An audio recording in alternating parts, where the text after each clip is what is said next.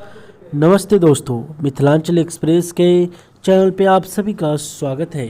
आज हम अपनी टीम के साथ पहुंचे हैं दरभंगा के छठी पोखर, जहां पर हर साल होता है रावण दहन।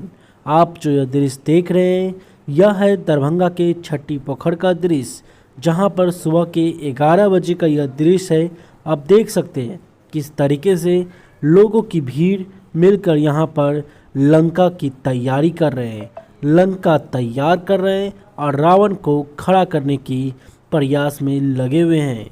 आपको बता दें कि दरभंगा का यह सबसे प्रसिद्ध रावण दहन यहाँ पर होता है। लगभग 12 बजे से लोगों की भीड़ लगना स्टार्ट हो जाता है। यहाँ तक कि दूर दराज के गांव के लोग भी यहाँ पर दरभंगा में आते हैं रावण दहन देखने के लिए। यूँ समझे तो समझिए आधा दरभंगा आपको आज शाम छठी पोखर पर मिल जाएगा। आपको बता दें यहाँ का रावण दहन बहुत ही ज़्यादा फेमस है, जिसका कार्यक्रम का समय है शाम 4 से लेकर रात 9 बजे के बीच तक। आप आइए ज़रूर रावण दहन ज़रूर देखिए, क्योंकि यहाँ का रावण दहन बहुत ही ज़्यादा फेमस है।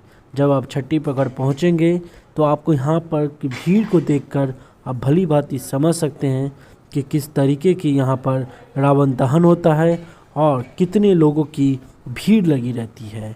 आप जो यह दृश्य सीधा दृश्य आप देख रहे हैं मिथिलांचल एक्सप्रेस के चैनल के माध्यम से, किस तरीके से रावण को खड़ा करने की कोशिश में लोग लगे हुए हैं। रावण के 10 सर को लगा रहे हैं। रावण के जो अलग अलग शरीर बनाकर बनाया गया है, उसे एक साथ जोड़ा जाएगा और फिर रावण को शाम के 4 बजे तक खड़ा कर दिया जाएगा। बहुत ही सुंदर दृश्य। राम जी, लक्ष्मण जी, सीता जी यहाँ बनते हैं और यहाँ पर राम जी के द्वारा रावण दहन किया जाता है। लोगों की भीड़ लगी रहती है, वहीं पुलिस प्रशासन भी पूरी तैनाती के साथ तैनात रहते हैं।